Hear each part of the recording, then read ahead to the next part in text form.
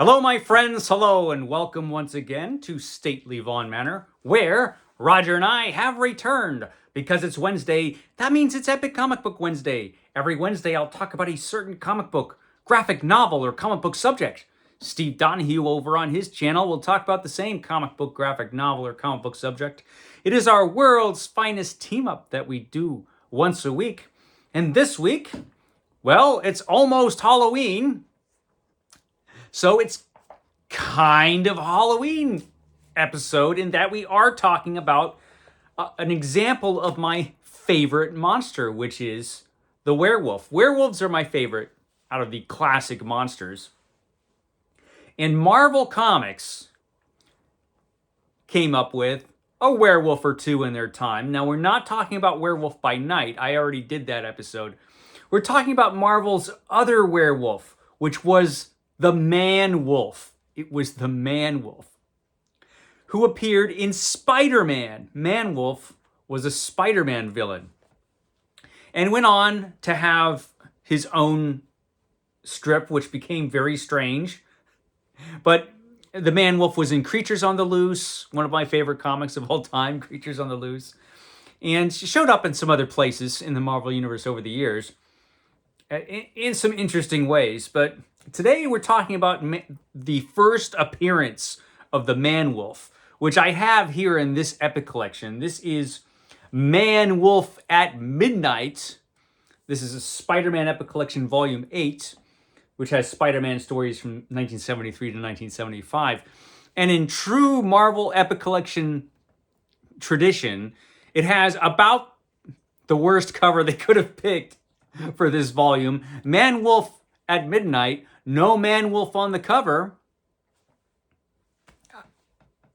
Who knows? But let's turn to the first ManWolf story ever, which showed up in The Amazing Spider-Man 124. There's the ManWolf himself. Look at him. So, the ManWolf. He's a furry guy with a wolf's head. And here he is attacking J. Jonah Jameson. Spider-Man is arriving just in time to save J. Jonah Jameson. Who knows why, considering how J. Jonah Jameson treats Spider-Man, but he's a hero, so what can he do? So this story was a two-part story from The Amazing Spider-Man 124, and then it concluded in 125. And it starts off with the story, The Mark of the ManWolf. And this particular story is drawn by one of the greatest pencilers of all time, and that would be Gil Kane. So Gil Kane is the penciler, and John Romita, one of the greatest Spider-Man artists of all time, does some of the inking, and T. Mortellero does some other inks in this. And we start off with Spider-Man in the typical way he gets a newspaper, is just to hit it with his webs and leave a coin or two for the newspaper. Here he sees that, recently there's been some things happening in the Spider-Man stories, and Norman Osborn has seemingly been killed, and the Daily Bugle, without any evidence at all, is blaming Spider-Man. Well, surprise, surprise. So one thing that I remembered reading these two issues of Spider-Man is just how many subplots and side characters are running around The Amazing Spider-Man at this time in the 1970s. And so if you just pluck out these two issues, there's all kinds of other stuff going on that you're missing, But one of these days, I'm going to read all of Spider-Man from the first run of Spider-Man for my Marvel project, and it will all make sense. It's been a long time since I read these. I used to actually have these two issues of Spider-Man, but they became tattered and destroyed, and now I only have them in this epic collection. So here we have J. Jonah Jameson shouting at Robbie Robinson about how terrible Spider-Man is, when who shows up?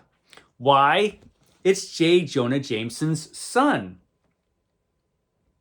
So J. Jonah Jameson's son, John Jameson, comes in. And J. Jonah Jameson's son is a character that actually showed up in Spider-Man about as early as you can get, practically. He showed up in the first issue of The Amazing Spider-Man as an astronaut. He is an astronaut. And he's had terrible luck in The Amazing Spider-Man, John Jameson. Like, really bad luck. First of all, in the first issue of Spider-Man, the space capsule that he was in went out of control, and he would have died, only Spider-Man saved his life. You'd think that would make Jonah Jameson not hate him, but it just made Jonah Jameson hate him more for some reason. And then John Jameson turned into a giant psychotic villain. He thought he was going to be a superhero, but he turned into a villain. And so Spider-Man had to knock him down to size in that story. So he's already had a lot of trouble, John Jameson, but he's never had more trouble than he gets into in this series of stories. And, you know, he's hiding something from J. Jonah Jameson. And so, but he can't tell him everything right now. Then we have some drama with Peter Parker, as usual. But we get to the good stuff here. So John Jameson is leaving the building here, and he immediately starts to change. And he changes into a werewolf. And now one of the reasons that those two issues were just torn apart and frittered away to nothing is because I read these stories over and over and over again when I was a kid. They were already old back issues when I got them when I was a kid, because these comics came out in 1973. But I loved them because I loved the ManWolf, because I love werewolves. It is kind of interesting that Marvel Comics came up with these two different werewolves. We had the Werewolf by Night in his own comic already at this point. But they decided to make a villain, a Spider-Man villain, a werewolf. And it's just interesting that they decided to do that. And this character has a very different look than Werewolf by Night. I'm assuming that's probably deliberate. They wanted to really distinguish this werewolf from that other Marvel werewolf. And so he's running around in his little astronaut jumpsuit there, which turns out to be just the ManWolf's costume. Every time you see the ManWolf in these early issues, he's got that same exact outfit on. Who knows why, but he does. I guess John Jameson just really likes that outfit. Now, the ManWolf is out to get somebody, and the person he's out to get is J. Jonah Jameson. He wants to kill J. Jonah Jameson. And you know what? Couldn't happen to a nicer guy. So this is Gil Kane at work here. Look at that great panel there. It's not quite a full page spread, but it's this long panel of the werewolf confronting J. Jonah Jameson. Jameson, of course, J. Jonah Jameson has no idea who the ManWolf is or why the ManWolf is there. Peter Parker, meanwhile, is having one of his temper tantrums. Peter often had temper tantrums. You know, he would just get all upset. And he's all upset about J. Jonah Jameson at this point. So he's going to go give J. Jonah a piece of his mind for, accusing him of murder without any evidence, as usual. But when he gets there he's up here moments before the werewolf jumps into the building. He's like, oh, hell, that doesn't look good. And so he goes in here and he saves J. Jonah Jameson's life. He was about to be killed by the ManWolf, and, Spider-Man saves his life. Does this change his opinion of Spider-Man at all? Of course not. He hates Spider-Man even more now, because that's the kind of guy he is. So then we have this great battle, and it is an excellent fight. Very well illustrated by Gil Kane. All taking place in J. Jonah Jameson's office. And it's just great. Gil Kane is such a fantastic artist that you really feel this fight. You really get a sense of just how tough this werewolf is. And I think I might have missed it here, but Spider-Man gets his head clonked against the ground there. So he's going unconscious. And the werewolf and J. Jonah Jameson confront each other. And somehow J. Jonah Jameson recognizes him because he sees this pendant that his son John Jameson had around his neck, and the werewolf has it. So he's the ManWolf has it. So he's like, oh hell, my kid's a werewolf now. He can't get a break, John Jameson. And so J. Jonah Jameson's addicted to Spider-Man. After Spider-Man saves his life, the werewolf is out here free. Spider-Man's hanging out on the side of the building, and the werewolf is about to attack Spider-Man. And you're like, wait a minute, doesn't Spider-Man have spider sense? And then we get to the second story, the concluding story, which is called Wolf Hunt. It's called Wolf Hunt. And we start off right where we were, only now the art is done by Ross Andrew. Again, the inking is done by John Romita and T. Mortellaro.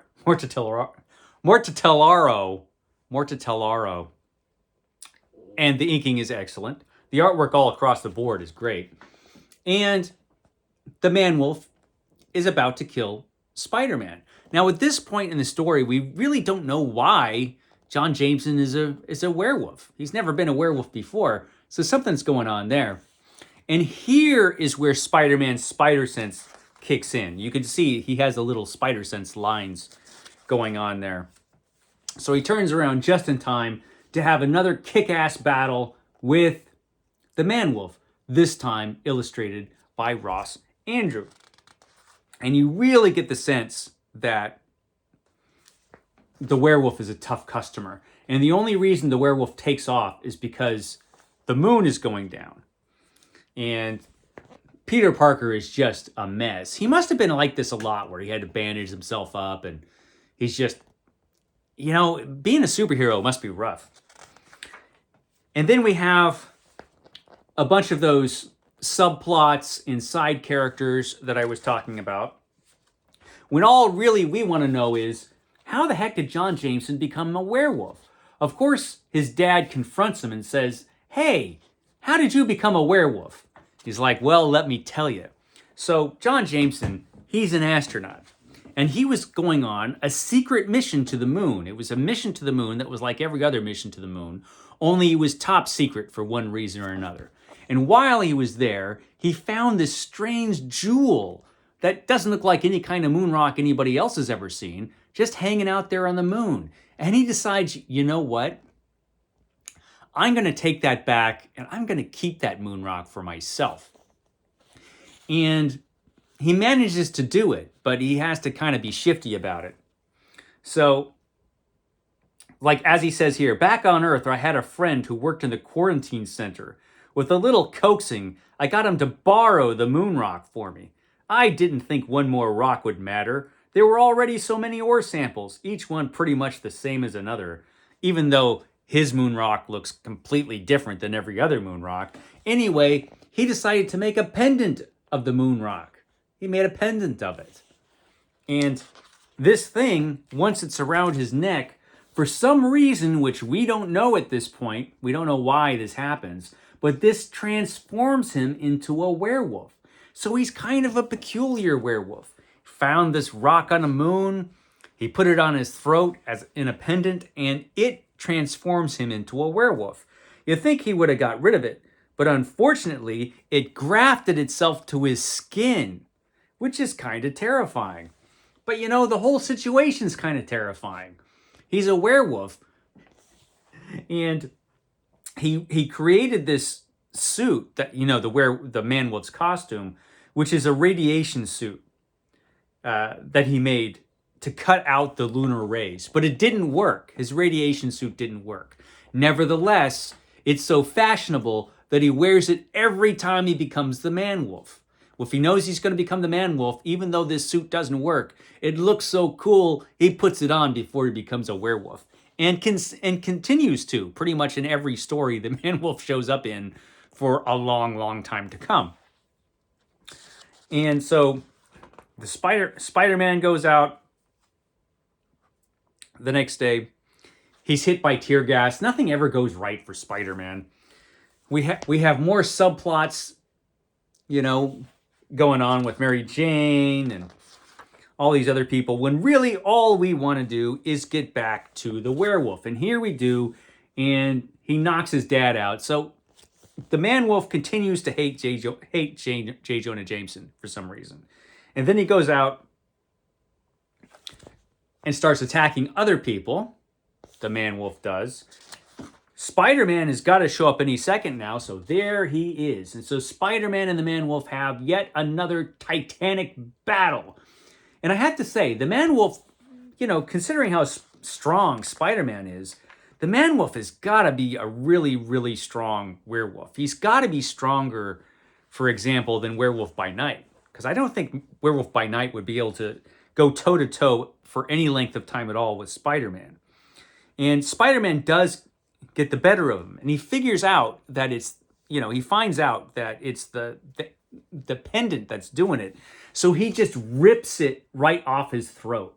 He just rips it right off, which turns John Jameson back to himself. He has to go to the doctor because he's missing some skin on his throat.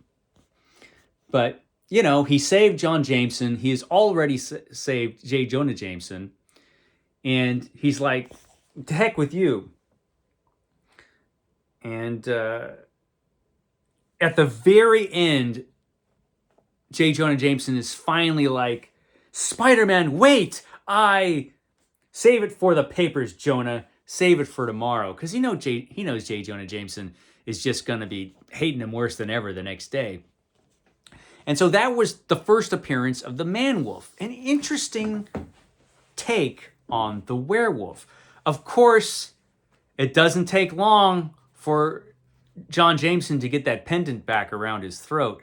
He runs into that other monster villain of Spider-Man, Morbius, later on in this volume, and Morbius puts it right back on his throat, you know, so he becomes the Man-Wolf again.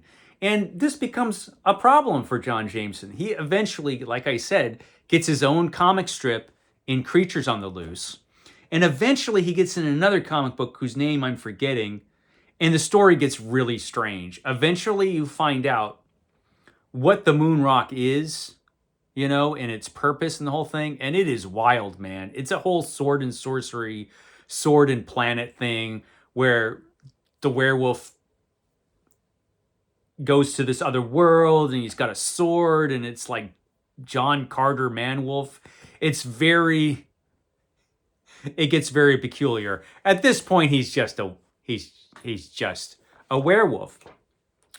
But it's a great take on the traditional werewolf, where you have this guy who just doesn't want to be a werewolf. He's pretty much the victim of the werewolf in a way, in that he's forced to transform into a werewolf and attack these people. And he ends up attacking people that he loves in real life, like his terrible father. But the difference is, of course, it's in a superhero story with Spider-Man, and Spider-Man's awesome. So it's when I was a kid, this was pretty much the greatest story ever, because it had my favorite monster, a werewolf, and Spider-Man. I mean, you just can't get better than that. And Gil Kane drew it, drew the first issue of it. So, you know, it was amazing. And probably the closest thing to a horror comic book that I could talk about today that wouldn't make, you know, Steve Donoghue's head explode. So there you go. The Man-Wolf.